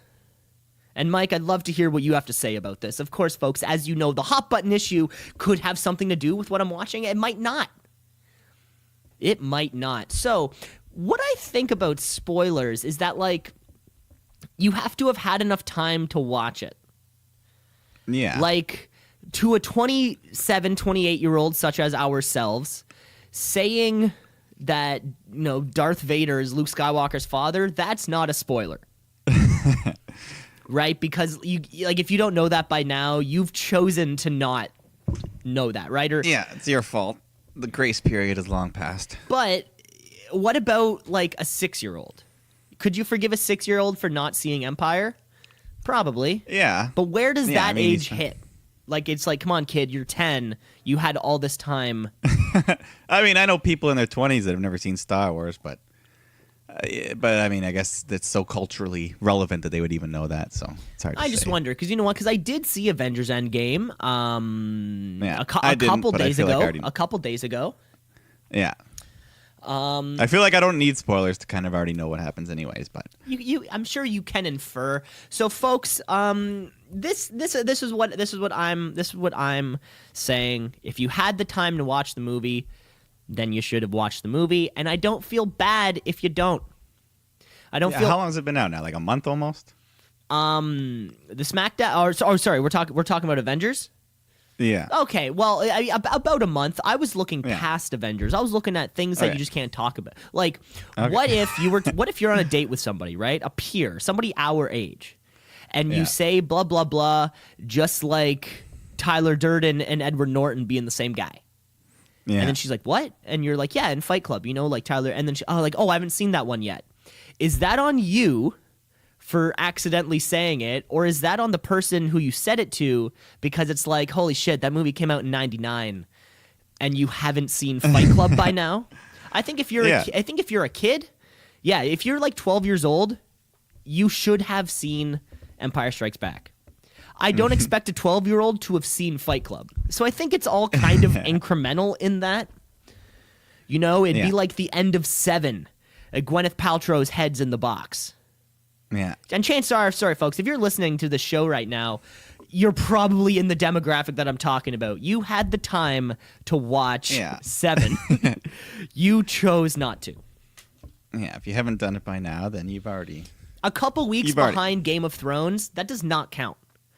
What have you been doing the past couple weeks? You have wrestling to watch, playoff basketball, and then your actual life. Yeah, there's a grace period. There's a grace period. You also need to, as long as you don't, you gotta know what to avoid as well. Don't go, if you don't want to be spoiled, don't go on Reddit. Did that? Don't go on a Game of Thrones Reddit the day it comes out. Of course, yeah. If you don't want to be spoiled, it's a great way to stay offline, like stay off your phone, because that if you go on Twitter, you're gonna see it. If you go on Instagram, you're going to see that. Like whenever WWE does those Saudi Arabia shows and shit, like I just avoid the wrestling sites for a couple days, and whenever I watch it, so I don't get spoiled with the results. You know what I've found Instagram is very good at posting NXT spoilers, right? The pre-taped stuff, but it'll be on one of those multi-panel posts where the first post will be black and just in white writing it says NXT spoilers. Like you could never just swipe upon it. You'd have to click on it, then you would have to swipe again. That would really be on you. Yeah, see, I don't go on Instagram during like Raw and Smackdown anymore, because some of the wrestlers, like if someone wins a title, they post a picture out of it like a minute later, and then you're on Instagram like, oh, I guess something happened tonight. It could be. So I just don't even could go. be that half a second, right? I mean, I was thinking about it at the Raptors game. Like, if you're on Twitter, you could have seen that even in just like a millisecond before. You know what I'm saying? It can happen. Yeah. So, anyways, we have this fatal four-way. We have this fatal four-way. Hey, that's what makes it such a hot button issue, right? Is that it just comes up. It comes up, and you can't stop thinking about it, folks. This fatal four-way, I really enjoyed this match. We got to see a little bit out of everybody. It's great to see Randy Orton, an older guy, working with like the young high flyers. You know, it's something that seems kind of out of his comfort zone, but it seems he likes it though. He's like, hey, do something crazy and I'll give you an RKO. That's what it is. It's like it's just a little bit further for Ali to jump into Randy Orton's RKO. Yeah. This week he did like a flip into a somersault and then rolled into the RKO out of the momentum. And after a solid back and forth, very well paced match, Andrade eventually does get the win with the hammerlock DDT. Yeah. During the match, there was lots of ladders smacking people around, and Ali super kicked the ladder into him and then did like a splash, but Andrade put the ladder up, so it looked pretty good. But of course, after the match, Andrade had to climb the ladder up. I don't know why they do this again. It means nothing. It's because I feel like they're trying to invent their own pointing at the WrestleMania sign. Yeah, but it just sets themselves up. And then for... SummerSlam will have its own thing that it does. And every pay-per-view, just lay out like a beach towel and just put on some sunglasses. Yeah, and just you put lay back. just sunscreen on your nose and just lie in the middle of the ring. That's SummerSlam's thing. Yeah. Yeah. But Ricochet runs down and he does a little springboard onto the ladder. Then he knocks Andrade down and he actually grabs the briefcase. Cool. That was cool. Yeah. When he he's hopped up there. Little frog, just bing. It almost made you he forget. Grabbed the briefcase, it almost made you forget count. that he lost to Baron Corbin the night before. Yeah. And it also makes you forget what show he's even on. I don't know. I could not tell you. Yeah. But Charlotte Flair's out next. She cuts a little promo, talks about Becky, a little video package. Yeah. And then backstage, we see Lacey Evans, and she cuts a better promo. But better than Charlotte. Better blonde. Better everything. Yeah. And then that was it for the women this week, or for those women. And then we got Shane, Elias, and Bryan versus Shane, Elias, Bryan, and Rowan versus Roman and the Usos. But the heels, they have the extra partner, and that's too much to overcome. So Shane hits the coast to coast for the pin for this team. And after the match, Miz runs out with a chair and helps the baby faces. Yeah, there were some fun moves, you know, the Usos go on their kind of like super kick spree, and yeah, I think Shane had a couple solid strikes on some of these people. Does it get me any more stoked for any of these matches? Not really, but if nothing else, to push the Miz as this fiery baby face, sure, why not? Let's keep, you know, reintroducing this character. Yeah. You know, why not? Yeah, you know, why not? It made me. I'm still on Team Miz, which is fun. Yeah, you know, he's doing well as a babyface. At least the crowd's into it. So, see you in the cage. See you in the cage, baby. What do we have coming up next here? They had another quick backstage Aleister Black promo, but I want to see him wrestle. God damn it, he hasn't wrestled in like a month now. Yeah. And then, yeah. Well, I mean, but that's all it was. It's the same promo. It's the same. He's just, I'm in the black. I'm in the black. Oh, look out for the black. I mean, it is one thing though. The two directions that these guys could have gone. So you either could have gone right into Raw and got booked 50-50 like Ricochet. Yeah. Or you kind of get a couple weeks of he's still undefeated. Yeah. I mean, he's still never taken a positive of it, I guess. But I'd like to meet somewhere in the middle, I guess. Of course. Yeah, other than that, we had the women's tag match that they announced last week. Kairi Sane and Asuka versus Sonya and Mandy. But before the match, Paige was out here to introduce the new name. Mike, Webster's Dictionary defines kabuki as a form of traditional Japanese drama with highly stylized song, mime, and dance, now performed only by male actors, using exaggerated gestures and body movements to express emotions, and including historical plays, domestic dramas, and dance pieces. Yeah, so the Kabuki Warriors is the team name. But I did hear after the show. This is clean dirt, that this Mike! name was thought up. This name was thought up by Kairi Sane and Asuka themselves. They wanted to be called the Kabuki Girls, but they said Kabuki Warriors is more for us. So that's their team name. But they chose the Kabuki. This is something they wanted. Mike, on November 19th, 2001, Yes. Crave and Genki Games released Kabuki Warriors for the Xbox game system. Yes, I have heard of this game. What do you These are think? just facts. I don't know where we are right now. Of course, folks, is it an experience? I don't know. They're not the Kabuki experience. I'll tell you that much. They're not the Kabuki Raiders. They're not the Kabuki Warriors. Raiders. And, well, maybe next week, honestly. Maybe next week they'll be the Kabuki might. Raiders. Yeah. That's cool. You know, I mean, I'd much rather hope that it was something that they came up with themselves rather than just like attaching a Japanese name to a team of Yeah. because honestly, that's not far outside of the WWE realm, right? Like that shit Yeah. happens.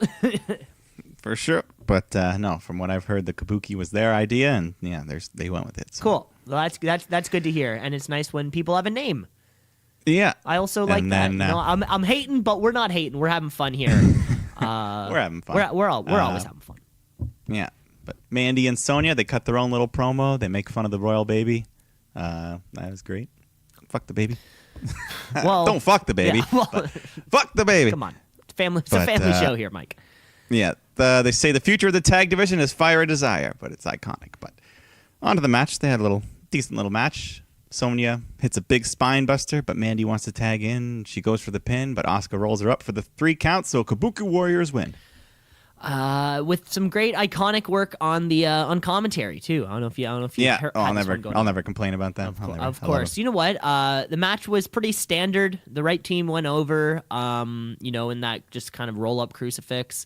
And in terms of like, if nothing can truly be as bad as debuting as the Viking Experience, so I mean, I guess in relation to that, it's an amazing name. Let's see where that goes forward. You know, I didn't notice. Did the song change? Because no, I mean last week, yeah, you mentioned it. I didn't pay attention, and this week I did pay attention, and yeah, it's not very good. Right, it's the way it's just like it just transitions from one to the other, and it's not very smooth. it just fades between the two. It doesn't line up. Like it doesn't. No. Like they're on their own. They're both pretty decent songs, especially Asuka's. But yeah, Of course, yeah. Let's solidify that tag song, maybe, or make it happen. And then next thing you know, who knows? We have a new #1 contender for this women's tag division. Yeah. There's no, or it could happen between now and Sunday, but they haven't announced it as a tag title match. But these two should be the next contenders. You would think. Let me check Twitter, shall I? Because I bet you it's fucking there. Yeah, today is only Wednesday, so almost like half the time there's always one match added to the card that we didn't preview. But Yeah, give it till Friday. Maybe that'll be it. yeah, if it happens, I won't complain because I want to see these tag titles every pay-per-view. So Yeah, there you go. Coming up next, I think we replayed the Firefly Funhouse again, and now this is actually the main event of the show. Well, right before that, there was some big turd that walked up for an interview and scared away some interviewer. Oh yeah, I forgot about that one. Lars Sullivan just stood Yeah. there. Yeah. We do have the main event. So though. he's not. Nah, that's all they did, and the crowd reacted to him in like it seemed like more heat. It was like, hey, we know you're a bad Yeah, person. it was more It quiet. was like, Yeah. wasn't just like, I don't know. Anyways. We do have the main event of the evening, though. Of course, Kofi Kingston was set to appear live on the KO show to close off the show. But when Kofi makes his way down to the ring first, when KO is just like in the middle of some backstage promo. Yeah. And it's saying we should change the name to the Kofi show. Yeah, he's taking over, Yeah. and he wants to bring out the host, Kevin Owens, and he's just talking to him on the screen, and yeah, Owens talking about it's lonely at the top. You're only champ because of the New Day, but Kofi's tired of the talk, so he clears the ring out and he calls Owens out. Owens shows up and he lures Kofi out, and then Sami Zayn comes running in from behind. They double team him. Sammy. But Xavier, he's running. He's a wild card. Yep. Wild card. Yeah. Then Xavier comes down to try and help, but he's thwarted, and they beat up Kofi some more, but eventually Kofi hits a Trouble in Paradise on Sami Zayn, and Owens ducks out of the ring, and the show ends with Kofi and Xavier standing tall. I think I need that as a drop. I need Charlie saying wild card as a drop, that anytime it happens that the wild card... It should be like every time someone pops up, it should be official. Like, pops up on the screen, a graphic, a sound. Yeah, no, for next week, we'll set up a drop, and it's just going to be wild card. Wild card. The announcer should get on the PA, how like in hockey, like 1 minute remaining in the period. Wild this is the first wild card. From the Smackdown Live. Yeah. So we have Sami Zayn coming out to help out Kevin Owens. I think Xavier Wood comes out, attempts the save. It does not work. Owens and Zayn kind of go back and forth, dominating. Kingston drops one of them. I think he drops Sami Zayn. Yeah, he drops Sami, and then Owens slinked away. And with the Trouble in Paradise. And the New Day stand tall. This was intriguing, throwing Sami Zayn into this. I can't tell if Sami Zayn is getting a legit push or if he's just filling. Yeah, filling creative time until we're ready to start pushing things further towards SummerSlam. Yeah, I hope it's a push because this is 3 out of the last 4 television shows that he's appeared in the main event final segment. So I don't know. I'm hoping this could lead to something at Money in the Bank where Sami tries to help Owens in his match, and in return Owens tries to help Sami win the briefcase. That'd be pretty. I don't know. That'd be fun. The two of them standing tall. I mean, and like we said, as soon as Sami Zayn came back, is that these two are never far from each other. Yeah, they're always in cahoots somehow or another. So always in cahoots somehow or another. And see, it adds a nice wrinkle to the matches on Sunday. It really does. It really does. Folks, that was our SmackDown Live review. Yeah. That was our go-home show also. The go-home. God. But we got to get right into it, I guess. The Money in the Bank. Go over the card real quick. Let's go over this card real quick. I checked it out this morning, and there are way more matches than I thought there were.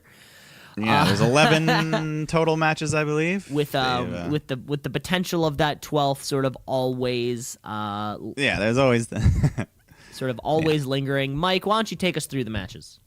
Okay, so there's one officially announced for the pre-show: Daniel Bryan and Rowan versus the Usos. I think it's for the tag titles. It's not 100% clear. Some say it is, some say it isn't, but it should be. So Bryan and Rowan versus the Usos. Bryan and Rowan should win here, keep the titles. Cause the Usos aren't even on SmackDown. It's supposed to be. So. Exactly. I mean, who has the Raw championship? I also don't know that. Ryder and Hawkins, even though they're like invisible right now. Right. But. I guess they weren't on television all this week. Wow. Yeah. We didn't see the tag belts. We saw one of the tag teams, but didn't actually see they didn't even bring the damn belts. Tag belts. So hopefully maybe they'll bring out new belts on Sunday, or after the match they'll pull something out of that silky snooze. Let's go DB Rowan. Do they have a team name yet? Or the Planets Champions? I bet they could call themselves that. Sure, yeah. Why not? Yeah. Up next, another match that could be on the pre-show. Tony Nese versus Arya Daivari for the Cruiserweight title. I guess let Nese keep the title. He just got it, so not too much to say. Yeah, I don't know who Arya Daivari is, so I'm going to say that Tony Nese will retain. Yeah. Daivari's all right. He's been around in a little while. I saw him in the Cruiserweight Classic, but yeah, Tony Nese, keep him fresh. Keep the title on him. There you go. And then we got another rematch, WrestleMania rematch, Samoa Joe versus Rey Mysterio for the U.S. title. I think this is the match where we finally see some sort of Dominic involvement, whether Joe goes after him or attacks him, or after the match, I don't know. Something's going to happen with Dominic here. They've been building it too much not to have a payoff. But have Joe win. Maybe like that causes the distraction. He hits Dominic, Rey goes to 10 on Dominic, and then Joe gets the win. I think Samoa Joe did say something about, or somebody said something regarding him being ringside. Dominic will be ringside. Oh, that's good. I don't know if there's a, parenting slip involved. Maybe with a 20, like 2019 technology, man. Like they can do like a 23andMe thing, where it actually turns out that he is more like Samoa Joe than. Yeah, it's like your Samoan blood is actually more than your Mexican. Yeah, no need to take it off Samoa Joe right now. No. Let's have the title build up a little bit. Samoa Joe. Yeah, get Dominic in there. Either get Dominic to take a punch or throw a punch. He's got to do something. He will be doing something, but we're just gonna wait and see what it is. Yeah. But, moving along, we got The Miz versus Shane McMahon in a steel cage match. Hopefully, just have Miz win, blow off the feud. I've had enough of this one. Yeah, sure. Have Shane, Shane can fall off the cage. Yeah, I guess this will either be match 2, so, and then leading to a match 3, or this will be the end of it. I mean, I could see they want to fucking settle that stupid World Cup, best in the world. For the cup. Oh, if that's the penultimate meeting of these two guys. Yeah. Right. Either way, Miz needs to win to not, to at least not lose the whole feud outright. So. Yeah. Agreed. Yeah. Agreed. Yeah. And then we got the match. Nothing really on the line. Roman versus Elias. I would love to see Elias win, but I expect Roman to win here. Yeah, I think Roman's still riding the up. Yeah, we're still trying to build him. I mean, he does have. I think SmackDown is. He still could be somewhere in that main event picture. Yeah, right? Yeah. We'll see where he goes after this. This is just a little speed bump feud for him. Because do we have? I guess is Saudi Arabia our next pay-per-view after this one? Yeah, I guess. And so. then June, what's the something. real next pay-per-view? So that was the one that they got rid of Backlash, and I think it was called Stomping Grounds. At the end of June. Right. Yeah.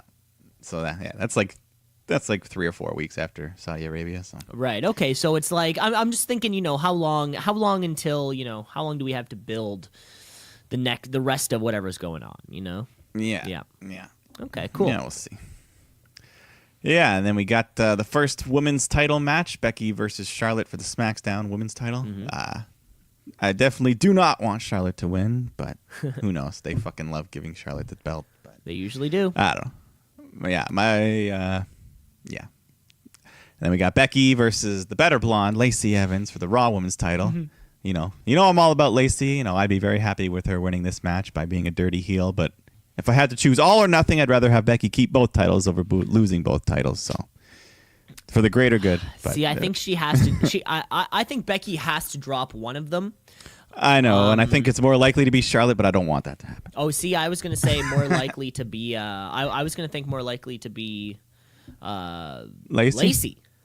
Oh well, I'd be happy. I mean, with it is a tall order to win a championship in your first match. Let's say it right. Yeah. Royal Rumble, we're not going to count that. We're not going to count the job match. It is a tough order to win that, and I think that narrative would be sweet. Especially, I think Becky would stay on Raw over SmackDown. At the same time, though, I really don't know. Yeah, I hope that even if she does lose the Raw title, she would stay on Raw because Becky and Charlotte need to not be on the same show. Exactly, and we know the women's division is going through a lot right now with the creation of the tag matches and everything like that. The Cinderella story is over. Let's separate these two belts for a bit. Yeah. I think Lacey. I think she's most likely to lose the Raw belt. Yeah, and I'd be happy. Yeah. With that. So we'll see. It is a tall order to win a championship in your first match, though. Mm-hmm. I think this will be a big one. Like, which one do we think is going to happen first?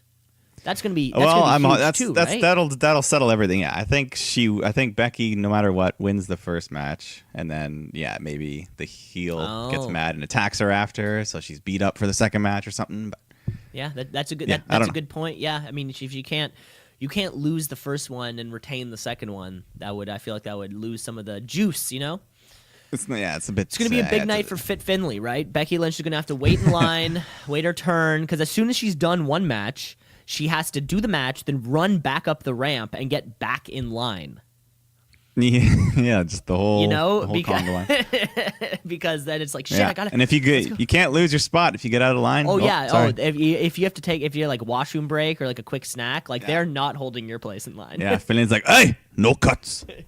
He's a stern he's a stern man. If you try to cut, he whacks you with a shillelagh. I don't even know what that is. He's whacking you with it. See? It's that little Irish club. Have you ever, I don't think so.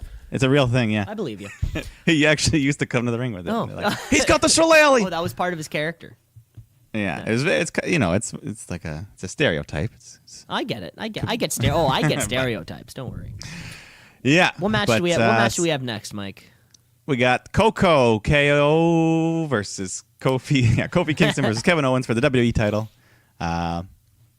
Yeah, I mean, we got that Sami Zayn. Sami Zayn could throw a wrench in here, but it seems a little early for Kofi to lose the title.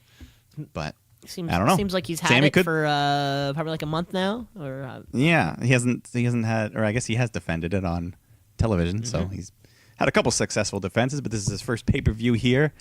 Let him have it for a couple months. But I wouldn't say I'd be angry if Sami Zayn helped Kevin Owens win and then Kevin helped Sami later. So I don't know. But yeah, who should be a knows? fun I match mean, either way. whether Kevin Owens or Sami Zayn helps Kevin Owens win, or Sami Zayn helps Kevin Owens lose, or this could really go either way. It's a lot of fun to see both those guys involved.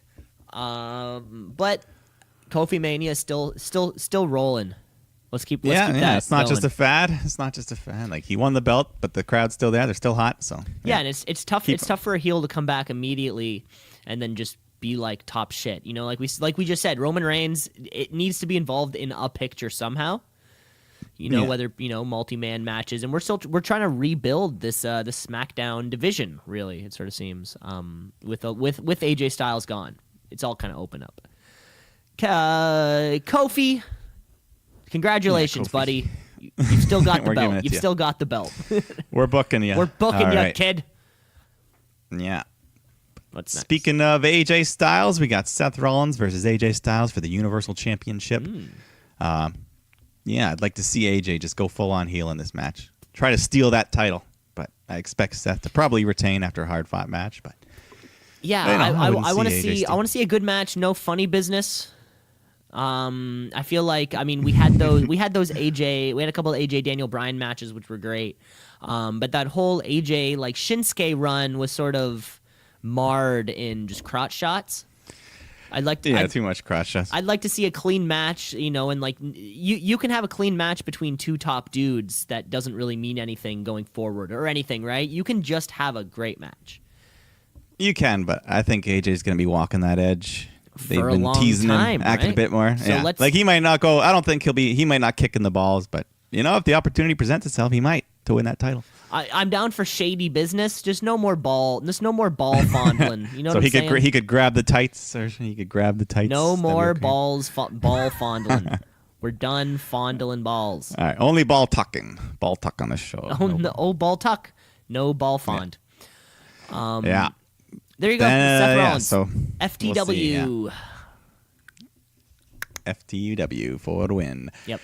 Women's Money in the Bank ladder match. We got Natalya, Naomi, Dana Brooke, Alexa Bliss, Bayley, Ember Moon, Mandy Rose, and Carmella. But maybe Nikki Cross. Maybe we'll see. We'll see. Yeah, we'll see. Okay. Check out so, Twitter because we're sure as fuck not going to tell you. Yeah. So about half the field here, I don't really think has much of a chance of winning. But my top three picks would probably be Ember Moon, Bayley, and Mandy. Those would be the three I'd like to see win more than the others. Yeah, Mandy, of course, one of the strongest performers in that match. That we've Character-wise, she'd probably be the best with the briefcase. Ember Moon's not the best promo, but she's probably my favorite in-ring wise of those three. And then Bayley, I would like her to get it just for that heel turn. I'm waiting for Bayley. the heel turn we're all waiting for, and she's one of the women who came up with, and that's the only thing she hasn't kind of accomplished yet. She was the inaugural tag champ, Raw champ. Yeah, Do we know what brand she's on? She's supposed to be on SmackDown. Okay, so. cool. I can see that Mandy Rose is going to be up there because she's a top performer. Yeah, and Sonya could always come out and help her buddy. So you never know. Sonya can always come out and help her buddy. If I was to guess, though, of course, there is a 2-time Money in the Bank winner also in this match, right? That you can't discount her. And Dana Brooke, she's been getting this push lately. Natalya's still doing shows with Beth Phoenix, I hear. It's going to be a big match. But if you had to ask me, folks, you heard it here first. Bayley's walking home with that Money in the Bank beef case. Beef case. Ha! Yeah, that's sick. That's sick. Now remember, folks, so there's no rules ever. So I guess if you win the briefcase, you can cash in on any show, either of those two belts. Doesn't matter which brand you're on, I don't think. Yeah. Because there's so no even if rules. Becky wins both her matches, she could still lose a title this night. She could still lose a title that night, right? Someone like Bayley, who is on SmackDown, coming for that SmackDown championship. Why the hell not? Someone like Ember Moon. That would be a good. Ember swerve. Moon. Fuck, even Dana Brooke, dude. Like Yeah. that would be sweet to see her run down, get the 1, 2, 3. Be a everything big surprise. Yeah. Everything she's worked for. You never know what's going through that crazy fucking old man's skull on the morning of. Oh yeah, like this whole card could be flipped and Totally different. Mike, finally, that means we have one of these two events will definitely be the main event. One of these two. We have the you men's think the briefcase. ladder in the bank. Fuck. Yeah. Money in the Bank ladder match for the World Championship title opportunity. We have Sami Zayn, Ricochet, Drew McIntyre, Baron Corbin, Mustafa Ali, Finn Balor, Andrade, and Randy Orton. Yeah, so A lot of talent. Yeah, this should be an awesome A lot match. of talent in the ring here. Yeah, we got a good balance. We got the big strength with Drew and Randy Orton, and you got the little guys like Ricochet and Ali, who are, I'm sure we're gonna see some crazy shit, some flips off those ladders, and yeah, Finn Balor, he can do some good stuff too. Everyone in this match is very Is he good. gonna Sami coup de Zayn, grace from the top of the ladder and break Probably. somebody's rib cage? we'll probably Hopefully. see. Yeah, we'll probably see some high flying coup de grace. And yeah, I don't know. This is gonna be a good match, but man, I would love to see Sami win. I want to see Sami win this thing. And again, folks, like we just said, brands mean nothing. Belts mean nothing. Any of these players could go to any place and start taking. The question is, for me, what do I think needs more to boost their main event picture? For me, it's Raw. I think Drew McIntyre walking away with the briefcase it is that immediate, like, strong as shit heel on Raw. You know, he's bigger than Seth and AJ. He's stronger than Seth and AJ. He's meaner than Seth and AJ. I think that could really boost our main event picture over there. Yeah, he's been waiting for that big breakout moment, and that could be it, I guess. That to finally give him a sustained main event push. And the threat, right? And we're you know the we're threat. saying it like it would happen immediately, right? But just the lingering Drew McIntyre, I think would sort of be like what they wanted with Baron Corbin. That just didn't fucking work at all because we don't like Baron Corbin. They wanted him to just kind of be lingering over Jinder Mahal. Who we also hated. Drew McIntyre, you heard it here first. All right, Drew or Sami? Or Sami Those are Zayn. the So would you rather see Sami lingering with the briefcase over SmackDown, over Raw? Where would you see him fit in? Probably Raw for now. I guess that's the show he's supposed to be on. Well, but I technically, guess he can go wherever if he wants. you cash in, he can just tease where he can go and tease anyone he wants anytime. and I guess if you cash in, that would probably mean that you were on that show. That Yeah, would once be my you grab- guess. So Yeah, you have Sami yeah, Zayn once- on Raw. I have Drew McIntyre on Raw. But it's really it's anyone's game. Yeah, I mean, you can make a case for a bunch of these guys. Hopefully, not people like Corbin and shit, but yeah, Finn Balor, Andrade, they could be their wild cards in there. They could win it. I know, but Ricochet the listeners don't tune in to hear who could win. They want to hear okay. what we No, have. we gave our picks. You gave Drew. I gave Sami. There we go. You heard it here. You heard it here first, folks. That was the Money in the Bank 2019 card and all of our hot takes. Yeah, Spicy takes. Okay, folks, the show is just about wrapping up. I think we have time for one more thing. He Yeah. asks with a question, the wrestler of the week? It's the wrestler of the week, of the week. The wrestler of the week, of the week, of the week. The wrestler of the week, of the week, of the week. The wrestler of the week, of the week, of the week. The wrestler of the week. Not a lot of wrestling going on this week. This is not the first time we've said this. Also, this Yeah. always happens in a pay-per-view preview show. If I had to give one person the nod this week, I loved that Rey Mysterio Cesaro match. Cesaro, you are my wrestler of the week. All right. Me, she didn't, I was just happy we got to see her do some stuff. So I'm giving it to Nikki Cross. She had a fun promo. The match was good. It was nice to see her. Yeah, they had her. She was able to speak and not just sound like crazy. Yeah, like they actually gave her some character. She was like, "Hey some Alexa, character. what's up?" Instead of just like, Yeah. "Alexa, what's Yeah, up?" like, oh, I know. Let me play. Let's play. She's like, Yeah. "No, Alexa, I'm a normal person. What's new with you?" Yeah, because in NXT, Nikki Cross, she was big. They like for a little while there, they had her like involved in main event storylines with the Ciampa Gargano shit. And, Yeah. I like Nikki. So yeah, good for her. Hopefully she's in that match on Sunday. Hopefully it'd be great to see her kind of her just pick a place. Pick a lane, Nikki. Yeah. Pick a some lane. steam. Okay, Yeah. folks, that's all. I think it's everything we got for this week's Shoot Brothers Wrestling podcast. Remember to It's a big week. Another week. Next week will be big too. We'll have the Money in the Bank review and I guess maybe a Double or Nothing preview. shit. I guess that is what that means. Okay, folks.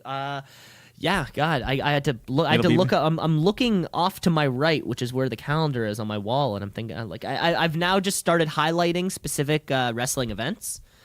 Like in my calendar, it's now like if it's written in green, that's wrestling, or live sports that I have to watch, like tonight's Raptors game. Oh yeah, Folks, thanks for listening to the show. Remember, you can rate, review, like, and subscribe to the show on Apple Podcasts, Spotify, Google Play, YouTube, and all the other things. You gotta give us 5 stars. Give us a review. It lets us know how well we're doing. I think reviews also like change the algorithm part of it. Also, the more reviews are different than just likes or whatever. Yeah, don't be like Dave Meltzer on a WWE match. Be generous. Give us 5 stars. We can take it. Be generous.